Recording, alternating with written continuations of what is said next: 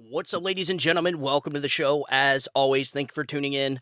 So, something pretty interesting that I'm finding. I posted a video on TikTok, I don't know, maybe a few days ago, of the Israeli government handing out M4s. And on the video, I put, the Israeli government is giving their civilians rifles, and the Democrat Party is trying to disarm our civilians. And it got all kinds of views and likes and all that good stuff. So it really strikes at the core of people and how important the Second Amendment is. And in that video, I put, pay attention to Democrats. It's, the Second Amendment's not just for hunting. And I've never, ever believed that the Second Amendment was just for hunting. The Second Amendment is what it is. They didn't define what it is, and trust me, they had the time to do it. They left it the way that it was for a reason. Most of all, I think people are starting to appreciate the Second Amendment since Israel and how important it is for people to be armed, because not saying that the United States, it would be as easy to invade the United States with some type of mass ground invasion from another country, because it wouldn't. We have more guns here than people. I think it's 7 guns per household or something like that. That's the average it came out to. Anyways, there's a developing story coming out of Israel where the woke part of the Israeli government, yes, they have a woke, radical leftist part of the Israeli government, just like we do here. And weeks following up to the October 7th attack, the Israeli government was trying to disarm its citizens because a couple weeks before that, there was a bunch of guns and ammunition stolen a couple weeks up before the attack, and they didn't know who did it.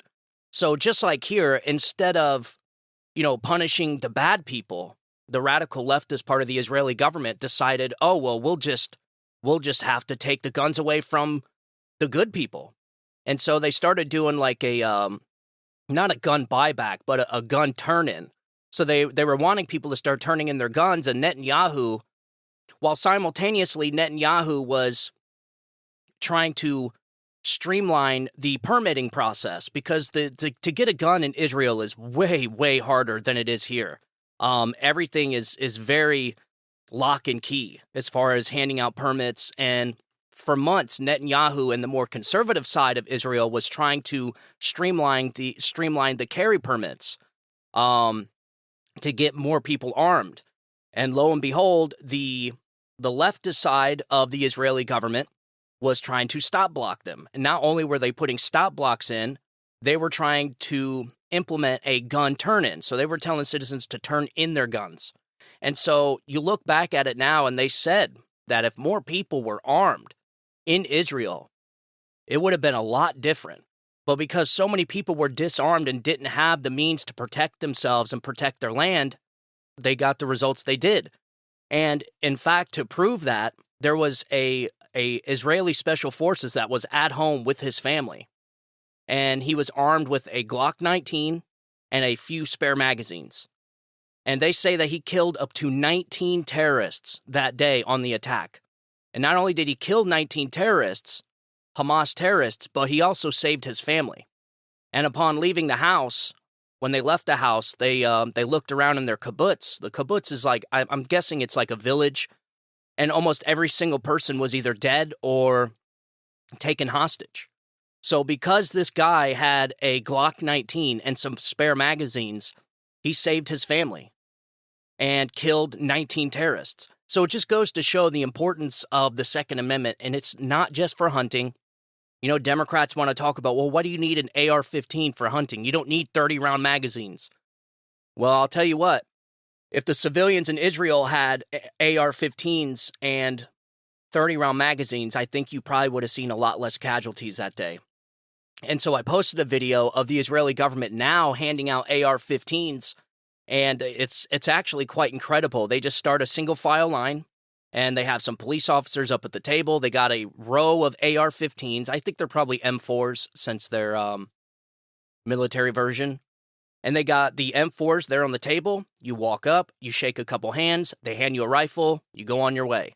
So that's what they're doing now. It's just unfortunate that the radical leftist part of the Israeli government tried to disarm its citizens because of some Arabs that stole a bunch of guns and ammunition. Let's punish the good people with guns. Listen, it should be a wake-up call for people here. And judging based off the views I got on the video and the reactions I got on the video, I think it is. It is a big wake-up call.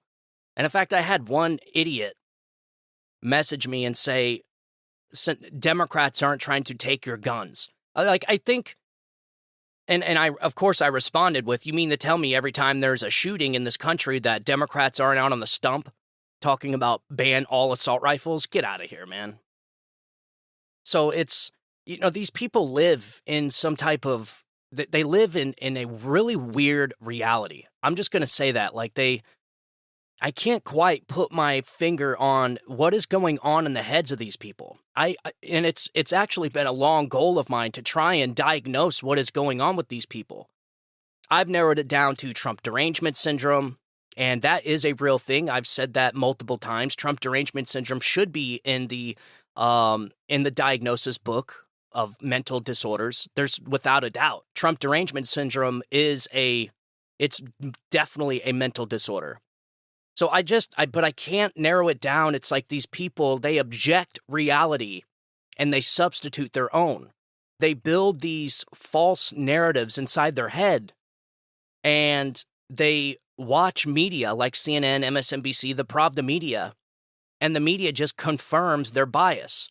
So I think you can narrow it down to a few different things. I think it's Trump derangement syndrome, where everything that has anything to do with Trump must be bad. So if Donald Trump says build a wall, they want open borders. If Donald Trump cured cancer, they would try and impeach him for overpopulating the earth. So I think you can narrow it down to Trump derangement syndrome, this kind of objection of reality, this alternate reality, where they can honestly sit there and watch the Biden administration construct this police state and this fascist-like regime, and then turn around and call conservatives and Republicans the fascists. So it's definitely some type of alternate reality, and where they live in like this alternate reality. And then the confirmation bias. The confirmation bias is where they're thinking something, and when they watch CNN or MSNBC, the Pravda media just confirms it. So they think their bias on something, and when the media says it, it just confirms their bias. And this is why these people cannot turn off the media, their echo chamber, because by doing so, that leaves them vulnerable to the truth. And so as long as they have a media outlets, and trust me, there's no shortage of them, the leftists, the Democrats, they own 95% of the media. So because they watch the media that confirms their bias, that's why they're stuck. And then they actually believe these things because the media confirms it for them, even though it's not true. I mean, the media has been wrong on every major issue the last decade, but yet people still watch them. Not saying a whole lot of people, their numbers are certainly going down. But it's just the people that do watch them are stuck in this alternate reality, this echo chamber, and they suffer from severe denialism about what is happening. So you can shower them with evidence, you can shower them with facts, and they just will not believe it, no matter what. This is why they still deny Joe Biden being a corrupt president. And they sit there and say there's no evidence, but you're showing them the evidence right in front of them. Like the evidence is right there, you could see it. But they still say there's no evidence. Why? Because that's what the media is telling them to say. That's the talking point. Oh, there's no evidence. There's no evidence. They repeat these words, these talking points, and they just say them enough. They repeat them enough to where these people, that's what they use. So when you talk about the Biden corruption, they say, oh, there's no evidence. Well, what do you mean there's no evidence? It's right here. Oh, but that's not evidence. Or they won't respond, and then they'll have to wait for a talking point from the media. These people cannot think for themselves. Critical thinking for the Democrat Party is gone, okay? Critical thinking is gone, and the lack of self-awareness in the leftist part of the Democrat Party is astounding. It's astonishing. It is unlike anything we've ever seen. They project, they accuse others of what they themselves are guilty of. This is what they do. This is why it seems like we're living in an alternate reality sometimes. So I just seen that article coming out. There's a story that's developing right now. Some Arabs stole a bunch of guns and ammunition weeks up before the October 7th massacre. And because of that, the leftist woke part of the Israeli government started doing gun turn-ins, so asking civilians to turn in their guns. And then this happens. So listen, I hope this is a wake-up call it's certainly a wake-up call, hopefully, for the more leftist part of the Israeli government. But I also hope it's a wake-up call for people here, too, for Democrats. And I am starting to see the tides turn when it comes to the Second Amendment, because you even have Democrats now arming themselves. And so I'm pretty sure that the Second Amendment is safe for a long time to come, because, in the beginning, Democrats, they were nonstop, ban assault rifles, ban guns, ban this. And then they started to realize, wait a minute, we're sitting here trying to ban guns when we actually need more guns, because having guns probably would have prevented this crime, or having guns would have prevented this crime. Or they probably fear their own safety because of Democrats' policies have made their streets unsafe. And so you're starting to see a real shift or evolution in our politics here as far as policies. Like, people are starting to realize, yes, Democrats' policies suck and always end up hurting people. Like the BLM's defund the police movement. That was the defund the police movement's probably one of the dumbest movements I think I've ever experienced in my life. It's tied right up there with walls don't work. And I think people are starting to realize that everything they were made to believe is false, is wrong.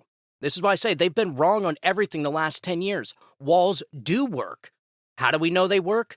Because we've always known walls work. But the media stuffed this stupid talking point in their head about, immigrants can just scale the walls. But they never actually think past that point. They just say the talking point the media told them, and they never think to themselves critically, like, they can scale the wall, but it's a lot harder for them to scale the wall, and it'll take a lot longer, and you're not going to have thousands of people just walking across a open gate.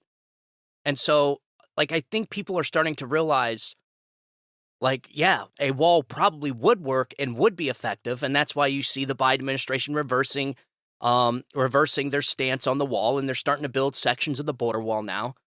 And same thing with guns. Wait a minute, the defund the police movement, we told all these metropolitan areas, these urban areas to, demoralize their police and defund their police, but now our streets are unsafe because there's no police. and mind you, these will be the first people to call the police when there's a problem. And so I think you're really starting to see some type of evolution, some type of shift into the narrative where even the moderate Democrats or the just sane, rational people actually are starting to realize just how destructive this radical leftist movement has become. And it without a doubt has become very destructive. And now people have a stark contrast. Be like, wait a minute. Okay, so Donald Trump was in office. This country had the best years that's seen in decades. But they didn't see it. They didn't have the opportunity. They had nothing to compare it to. And so Biden coming in gave these people a stark contrast of a Biden administration and a Trump administration. Why? Because Biden, the first week he was in office, reversed all of Trump's policies. And when Donald Trump had good policies set in place and the Biden administration is reversing all of them, what do you get? You get bad policies. And so I think people are actually starting to realize this. And like I said, I'm just starting to see a shift in the politics, and not just with Democrats and the more rational, reasonable Democrats, the moderates, but also the Jewish communities. The Jewish communities, the Jewish population are starting to see which side is their ally. And unfortunately, just like Shapiro said and Dennis Prager said, for the longest time, the Jewish communities, not all of them, I'm not trying to say all Jews, I'm just saying there was a larger portion of the Jewish community that would support Democrats. And by supporting the Democrat Party, you supported the Democrat policies. And so now the Jewish communities or the Jewish population is starting to realize, wait a minute. So we were actually backing open borders. We were actually supporting the Democrat Party's policies that allowed the borders to become open and allowed all these pro-Hamas people in here. So now even the Jewish population is starting to realize, like, wait a minute, I think we've been backing the wrong party here, the wrong policies. Because listen, and I'm not going to blame them. I used to be a Democrat. I always, the same talking points they use about the Republican Party, I kind of still feel the same. But Donald Trump changed the Republican Party. There's no doubt about it. The Republican Party is Donald Trump now. The Republican Party, the Romneys and the McCains, the party of the McCains and the Cheneys, that party is gone. And it's never coming back. And so right now we kind of have a fissure in the Republican Party with the more rhino establishment-controlled opposition part of the Republican Party, and now the more America First conservative MAGA part of the party, the populists. I guess you could probably say it is populist conservatives. That's what I think it's turning into. But the old Republican Party of the past is gone. And so I don't blame Democrats, or at least the Jewish population, for thinking that the Democrat Party was, better than the Republicans. But you have to remember that the Democrat Party has changed as well. It has adopted the radical leftists' ideas, its ideology. And because of the adoption of their ideology, it has brought in all these awful, terrible policies. And normally you would have a president that would kind of stick to his guns, but because Joe Biden is such a chameleon, and he is whatever he has to be to advance his career, he has no principles, he has no morals, he has no values. He does not value anything. He has no standards. And so he just did what he thought was going to get him more votes. Unfortunately, it was a very, very destructive portion of the Democrat Party, the leftists, the radical Marxist leftists part of the party. And when you have a president that adopts these destructive policies, you get destruction, period. And now even the Jewish community is starting to realize just how bad their policies are. And I'm seeing it all over the place, folks, everywhere. So, for instance, this guy, Michael Rappaport, this guy was a Trump-hating lunatic. And this guy, Michael Rappaport, came out the other day on TikTok, or he usually makes videos that are nonstop just ragging on Trump, calling, typical leftist Democrat stuff. And then the other day, he comes out with this video where he says this. Pig dick Donald Trump. If it comes down to pig dick Donald Trump and smoking Joe Biden, I'm sorry. I am sorry. Voting for pig dick Donald Trump is on the table. I'm sorry. I'm fucking sorry. I'll still call him slob dick Donald Trump, pig dick Donald Trump, and all that. But we need to get this whole fucking situation under control. Yep. That's what it's coming down to, folks. It's getting so bad. It is getting so awful out there, not just here in the country, but around the world. I mean, you have a president that came in. He adopted an ideology that is not just destructive to the country, but is destructive to the entire world. There is a phrase that says, when America sneezes, the rest of the world has a cold. We are the backbone of the world. I mean, it's becoming increasingly not so anymore when you spend years and years propping up other countries like we have been. But the United States is still a superpower. We still are number one in this world. And so when we have a president, when we have a coalition of leaders in this country that implement very, very destructive policies, it doesn't just affect this country, it affects the entire world. And so you're starting to see the culmination of a weak president, a weak leadership that adopts weak, destructive policies, and the media's inability to call it out.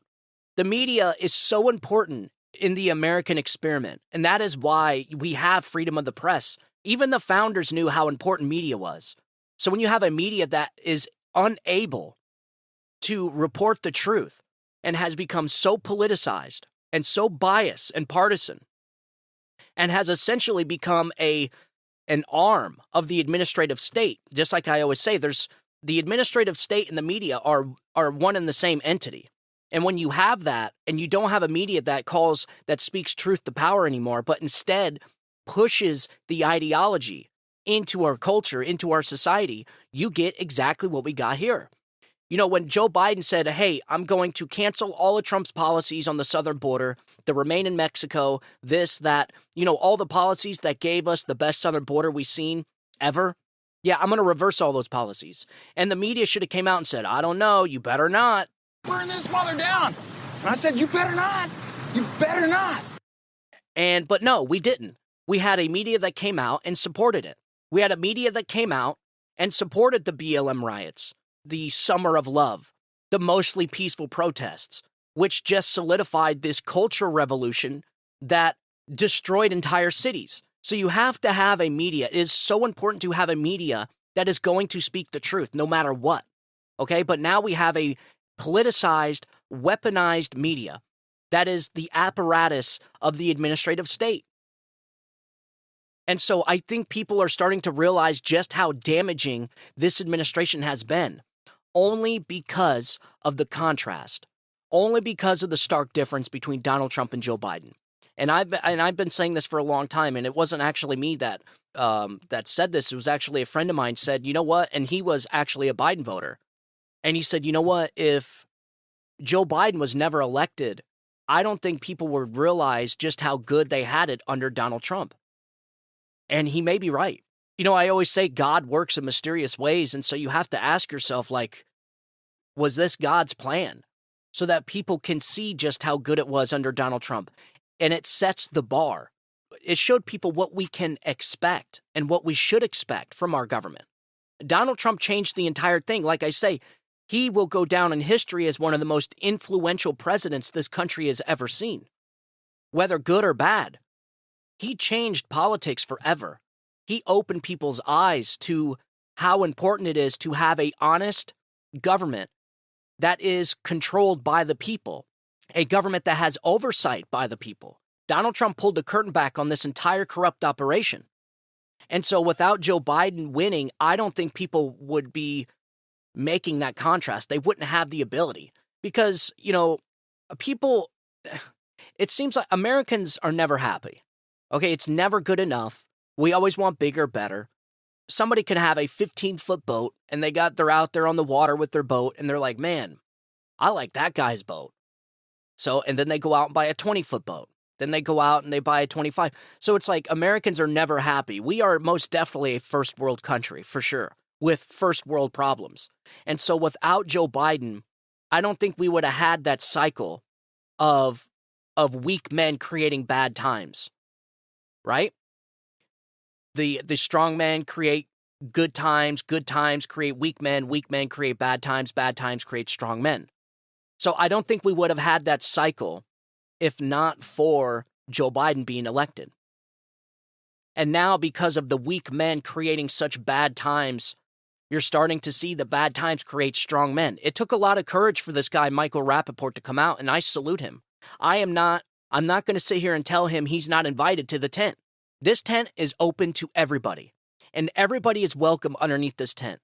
If you have somebody like Michael Rappaport that hates Donald Trump and voted for Joe Biden, but has the courage enough to come out and tell his listeners and tell his followers, look, it is so bad, I may have to vote for Donald Trump because we got to get this stuff figured out because this is bad.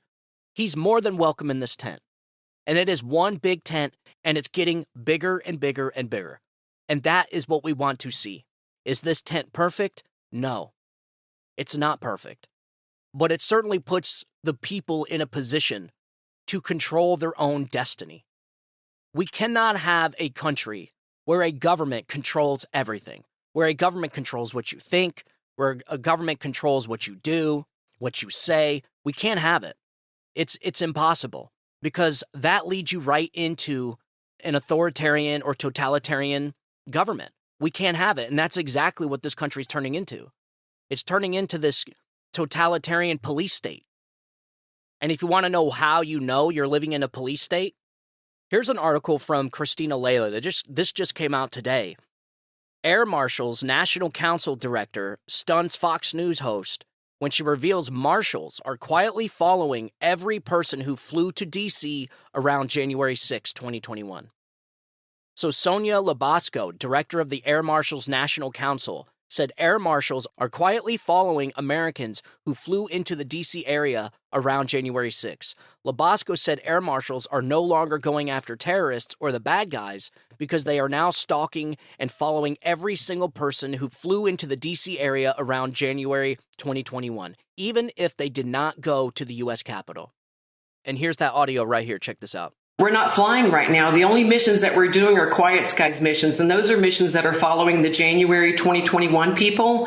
So we're either on the border for illegal immigrants or we're following folks from January 2021. We're not doing our regular missions where we're out there looking for the bad guys. So right now on most flights, you're not going to have air marshals. What do you mean by that? You're following January 2021 people. What does that mean? That means our primary mission is a little group called Quiet Skies. It's a mission called Quiet Skies that we're following people that flew into the National Capital Region in January 2021. You did not have to go to the Capitol or the rally, and you've been put on a specific list that TSA now has assigned air marshals to follow these people who have not had any type of criminal investigation. They haven't committed a crime, but yet 3 years later, we're following the same individuals day in and day out. So you're saying that air marshals are now following people that were at the Capitol on January 6th, and they're not tracking terrorists at all? Well, they didn't even have to be at the Capitol, Carly. They could have just flown into the National Capital Region. So if anybody was there for a job interview, to visit family, we even had a gentleman that was there for a funeral. They put on this domestic terrorist list just because of their geographic location to Washington, D.C. So these people did not even commit a crime. They weren't even at the Capitol. What? Do those people know that they're on this list? Some of them do, because when they go to the airport, they get the quad-S's on their boarding pass, and then they have to go through enhanced security. Then they're followed by teams of air marshals on any leg of flight that they have. So, yes, a lot of them do know that they're being followed, yet they haven't been vetted, and they have not committed a crime. And 3 years later, we're still doing the same duty, and we followed the same people over and over for 3 years who are no threat to this country. Folks, if you want to know whether we're living in a police state, there you go. You know, I can't give any more evidence. I have been screaming from the rooftops that we are on our way to a police state. And it seems like it falls on deaf ears. I don't see any congressmen, I don't see any senators coming out and putting a stop to this. The framers of this country would be rolling in their freaking graves, man, if they knew that government institutions, okay, taxpayer-funded institutions, were surveilling Americans that went to go petition their government on January 6th. Like, this is insane. In-freaking-sane. This is a police state. So if when you read books about, the Soviet Union or Nazi Germany back in the 1930s, this is a police state. We are living in it right now. These are very, very incredible times we're living in. You, ladies and gentlemen, are a part of history right now. God has put us on this earth at this very moment. You are witnessing history. The days that we are living in right now will go on in infamy. They will be talking about these years in this country for a very long time, if we have a country after this, if you know what I mean. I'm not saying that, I know that it's taboo to sit there and say that this is the most important election of your lifetime, because, it seems like that phrase is so overused all the time. But, folks, this is the most important election of your lifetime. Come next year, if you don't go out and vote, and you don't bring every single person you have surrounding you to go vote, take them there to go vote, and the Democrats win, the Biden administration wins, or this corrupt establishment, because it's not Democrats versus Republicans. This is the establishment machine versus the people election. And if the people do not get their country back in 2024, I don't know where it ends. I don't know the ending. I can't tell you for sure the future of this country. I can't. And I've never, ever felt that way in my entire life. I've never even read books of historians that have felt this way in this country before. Even after World War II, even after 9/11. If the American people do not get their country back in 2024, I don't know where it's going to lead. But I'm telling you right now, this right now is a police state. And I got more evidence if that wasn't enough. I got more. So here's another article, hat tip to Alicia Powell, about Project Hemisphere. So secret White House surveillance program allows cops to spy on trillions of U.S. phone records without warrants. And this one even Democrats are pushing back against. U.S. Senator Ron Wyden, a Democrat from Oregon, is blowing the whistle on a secretive surveillance program that permits federal, state, local, and tribal law enforcement agencies to surveil over 1 trillion domestic phone records annually. On Sunday, Senator Wyden sent a letter to the Department of Justice warning the Data Analytical Services, formerly known as Hemisphere Project, illegally authorizes government agencies to track, monitor Americans' calls, and analyze the phone records of everyday people who are not suspected of committing any crime, including victims of crimes. The Democrat lawmaker called on Attorney General Merrick Garland to publicly disclose all documents related to the Hemisphere phone surveillance program. While the documents are not classified, the Justice Department has categorized them as quote-unquote law enforcement sensitive to prevent them from being publicly released.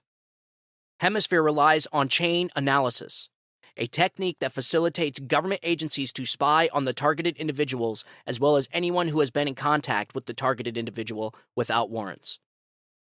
And he goes on, he says, quote, I have serious concerns about the legality of this surveillance program, and the materials provided by the DOJ contain troubling information that would justifiably outrage many Americans and other members of Congress, Wyden wrote in a letter to Garland.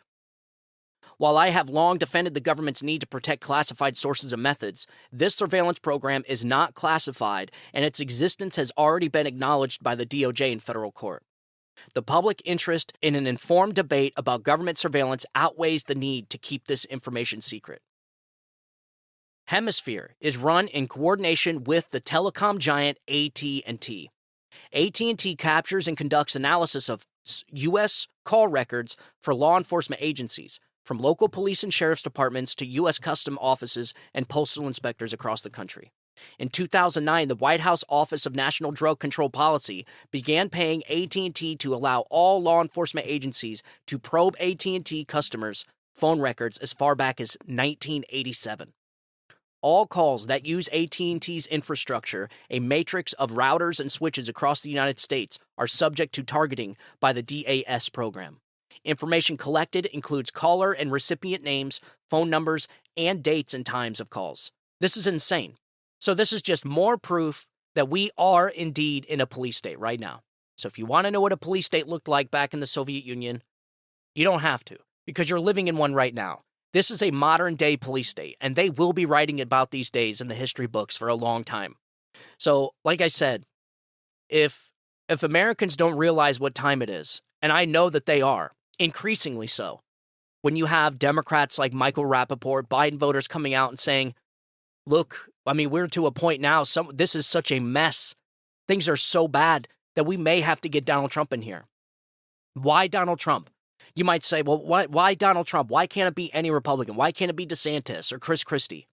Because these people, with the exception of Ron DeSantis, and maybe even not him, these people don't realize what time it is. They just don't get it. They don't care about being controlled opposition. They want this little elite club that they've created for themselves to go on forever. But they don't realize that the Democrats and the establishment is destroying this place. And it's not just destroying Americans, it's destroying the whole damn Republican Party. These people don't realize that Democrats are playing for keeps. They want a one-party state. They want a police state. They want to control everything people think, do, say. And we see this right now. You know, with the censorship, the Biden administration got told by a panel of judges that he was violating the Constitution by coercing and colluding with big tech giants to censor and monitor people's speech online, on social media platforms. We got the Twitter files, so we know that they're controlling what people say. You have the media, that is now the apparatus of the administrative state, of this police state, that are controlling what people think by using, talking points and confirming people's bias, confirmation biases. So they're controlling what people think by using propaganda. We have real life propaganda outlets. The media is the propaganda of our day. The media is the Pravda of our day. They are modern day Pravda outlets. And unfortunately, the establishment owns 95% of the media. And then you have these big companies like AT&T, Comcast. Comcast owns MSNBC, CNN. Comcast is one of the biggest cable news providers, cable news conglomerates out of all of them. They own like 80% of the left-wing media. MSNBC, CNN, ABC, NBC, all of them. And then you have places like AT&T that are coordinating and cooperating with the government to surveil Americans, their phone calls, their phone records. Then you haven't committed a crime. What was that article that just came out not too long ago? We talked about it, where the FBI illegally surveilled Americans without a warrant, illegally, unconstitutionally, like what, 250,000 times or 200 million times or something like that, 2 million times? Like, that's insane. That is what a police state looks like. You now have a government that is funded by the taxpayers, that considers its own American people, its citizens, to be a bigger threat than actual real terrorists. Why? Because when you have an establishment, a corrupt government establishment, that no longer has the people's best interest, it feels it's in danger.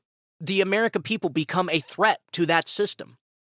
And so because it feels like, instead of allowing the American people to have elections, to have free, fair elections, if the American people don't want the FBI anymore, then the American people don't want the FBI anymore. They should shut it down. This country is for the people, by the people, not for the establishment, by the establishment, not for the ruling class elite, but by the American people that make this world go round. We are the backbone of this place. This is our government. It's our country. We fought for it. We bled for it. It's ours. If we say we don't want the FBI anymore because we don't trust it, then the FBI should be gone. It should be dissolved and dismantled, and all its cases should be dispersed out into other institutions. If we say we want a border wall, we should get a damn border wall. The American people are not dumb. They know how to fix this country. They know what makes America great. They know what they got to do.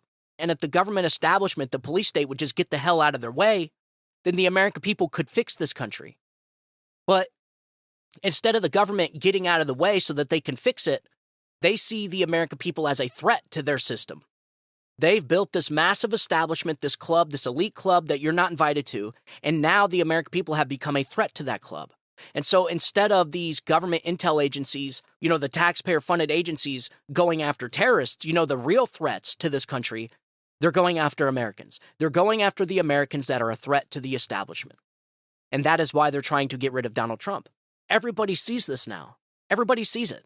Everybody knows what is going on with Donald Trump and why he's being targeted and kneecapped. You have a former president of the United States that's been indicted 4 times and is facing 700 years in prison. For the first time ever in U.S. history, Democrats have broke constitutional norms over and over and over again. We've seen a lot of firsts in the last 8 years. There's been a lot of unprecedented things that have happened in the last 8 years. And it's all been done by the establishment, Republicans and Democrats. But now the establishment is being backed into a corner. That is why they're trying to destabilize this country. And mind you, the establishment is not just the government. It is the globalists. People like George Soros, Bill Gates, Larry Fink and BlackRock, Vanguard. All these massive corporations have pretty much given up on just being masters of their own corporations. And now they want to be CEOs of the world. And so they're using things like COVID. They're taking advantage of situations. And trust me, we could do a whole show on COVID. I think that was done on purpose to begin with. But the globalists are using the establishment. They are the establishment. They use the media. They are the media. It is the American people versus the globalists.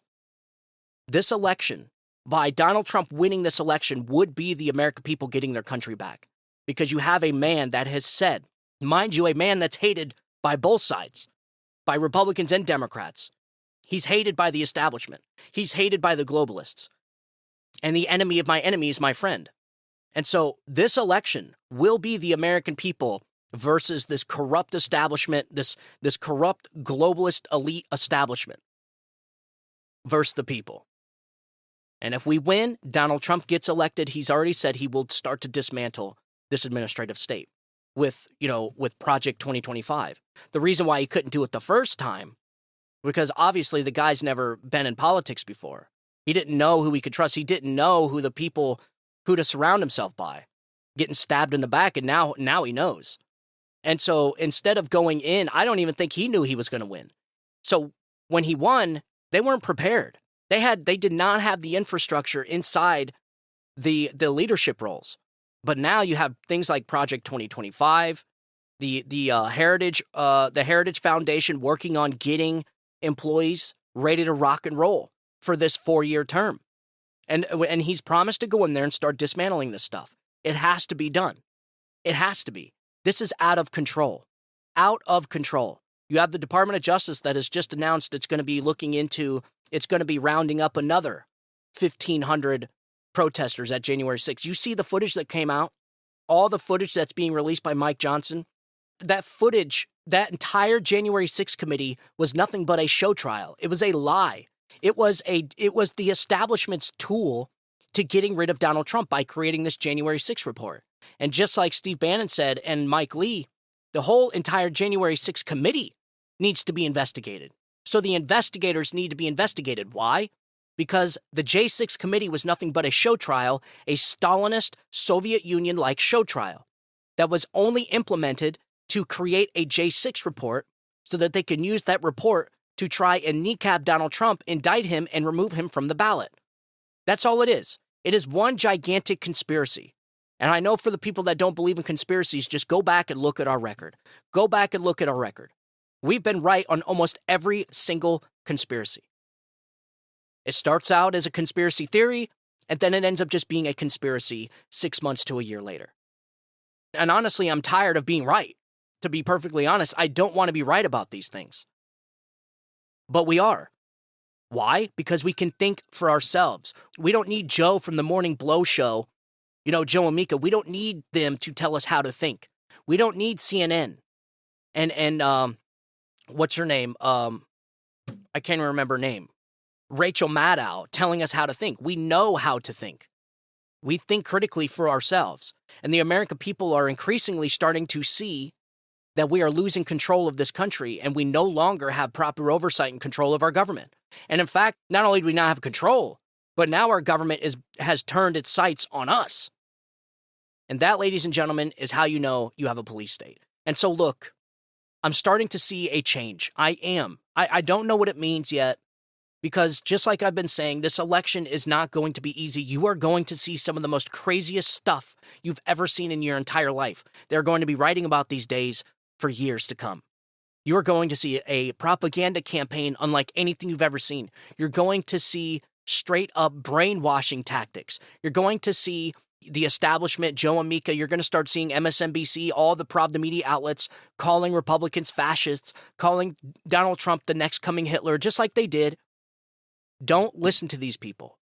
They're very good at what they do. They've been doing this for a long time. This is essentially, think about this. Think of the media, the left-wing media, being a government-operated propaganda campaign. Okay? Because it certainly is. It's a revolving door between the government and the media. You have people that leave the media, go into government. People that leave government, go into media. It's one and the same. And so you're going to see some of the craziest stuff you've ever seen. And so I can't promise you it's going to be easy, but I can promise you it's going to be worth it. In the end, if the American people get their country back, we can save this place Because in the end, ultimately, our goal as Americans, as parents, as mothers and fathers and uncles, and all we want to do is hand a country to our kids, to our children, to our future, a better country than what we got. And as of right now, it is not. So it is up to us to make sure that we get this country back on track. And the founders gave us the tools. They gave us the Constitution. They knew this was going to happen. They knew it was. They're not dumb. They know what a police state is. They know what tyrants are. They know what authoritarianism is. It may not say it in the Constitution, but they knew what was going to happen. They knew eventually these days were going to come to this country. Unfortunately, it fell on our laps. Or you could say, fortunately, it has. Because I think God put everybody here for a reason at this exact moment. This is our divine intervention. This is our destiny. We're supposed to be here at this exact moment.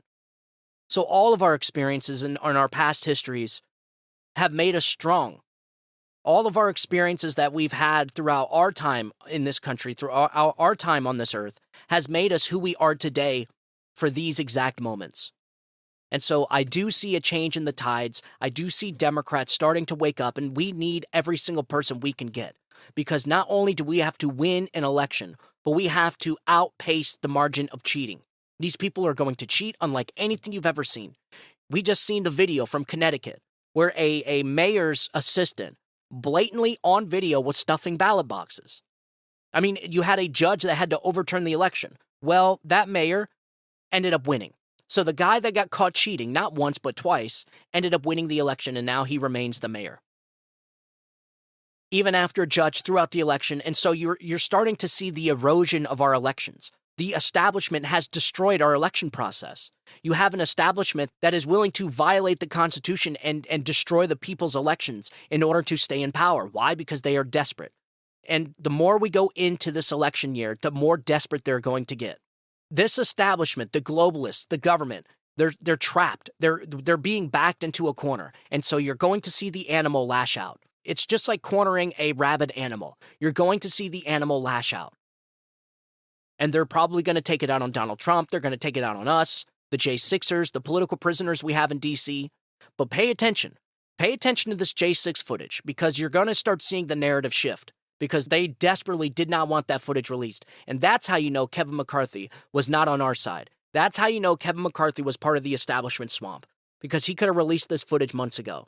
But it took a new speaker. So the American people, this group of MAGA, America First, Trump voters, know how to fix this country, and they know what needs to be done. They knew that Kevin McCarthy was part of the swamp. I certainly did. And we wanted a new speaker. And lo and behold, we were right again. So pay attention to this J6 footage, because this puts a big, it takes a sledgehammer to the Democrats' narrative that J6 was some insurrection. It was not an insurrection. By any legal definition, by any definition at all, it was not an insurrection. And they need January 6th to be an insurrection so that they can remove Donald Trump from the ballot, so that they can indict him. None of this stuff is going to work. All it is nothing but it is an election interference tactic. That is it. It is a strategy for them to kneecap Donald Trump, to make him look as bad as he can, and that is why you have Ronna McDaniel still holding debates. They want people to think that Donald Trump is not going to be the nominee. He will be the nominee if you deem it so. This is the American people's country, and as of right now, it's still our damn country. And if they want to change it, they're going to have to come through us. So, all right, ladies and gentlemen, that's all for the show. I'm going to be putting out another show here in a few hours, so make sure you tune into that. Trust me, there's a lot of stuff to talk about. I just seen this article of Michael Rappaport coming out, talking about how he's, voting for Donald Trump's on the table, from one of the most staunch anti-Trump people I've ever seen, coming out and saying Donald Trump is on the table if it comes to Joe Biden and Donald Trump. I don't think it's going to be Joe Biden. I think it's going to be somebody else. But the American people need to remember that they're going to try everything. Everything they do from here on out is going to be one gigantic trick. It's a strategy. The establishment is trying to keep control. And it's up to the American people to not let that happen. I wanted to talk about the J6 footage and the stories coming out of there. I did a show on the January 6th and how Donald Trump did authorize National Guard troops, but I don't know if I really hit it home. So I may talk about that on the next show. I want to make sure people understand what happened on January 6th, because this is going to be the focal point of everything that's going to be happening from the next 12 months. Using January 6th and the Stalinist-like committee report, the J6 committee report, to remove Donald Trump from the ballot. So I want to make sure that listeners of mine and everybody that listens to the show knows that J6 wasn't an insurrection and that Donald Trump did exactly what he was supposed to do. And I tried that on the last show I did, but I don't think I hit it home. So I want to make sure people understand that. So there's just a lot of stuff to talk about. I actually have something really cool about the failures of this green energy, this push for green energy and the Green New Deal and all this BS, and how much money we are wasting on all these green energy gimmicks is all it is. It's one gigantic gimmick where a lot of people, the globalists, the establishment swamp creatures, are all making millions and millions of dollars. It's a money laundering scheme. So I want to talk about that on the next episode. We'll talk about all of it. We'll certainly try. If I can't get it all out on the next episode, we'll make another one.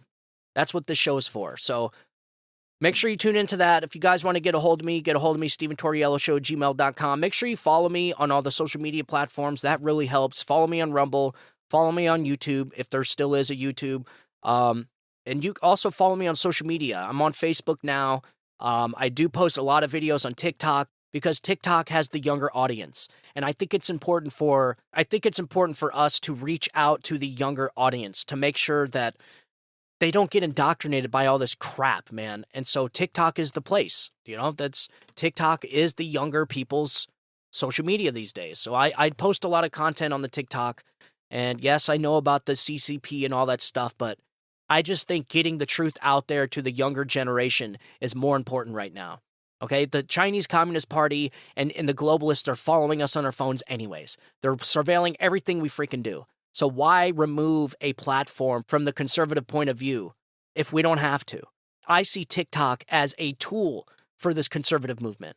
And by these people trying to get rid of it because they think China is spying on us, our own government is spying on us. And trust me, the Facebook is spying on us. All the other platforms are spying on us anyways. They know every single thing we do. So to me, I don't think removing TikTok is a good idea. I think instead conservatives should use it to their advantage and try and get in touch with the younger audience. And that's what I do. So follow me on all the social media platforms. I really appreciate it. And I will talk to you guys here in a little bit. I want you guys to have a good day. Have a great week. God bless you and God bless America. You guys have a good day. Bye-bye.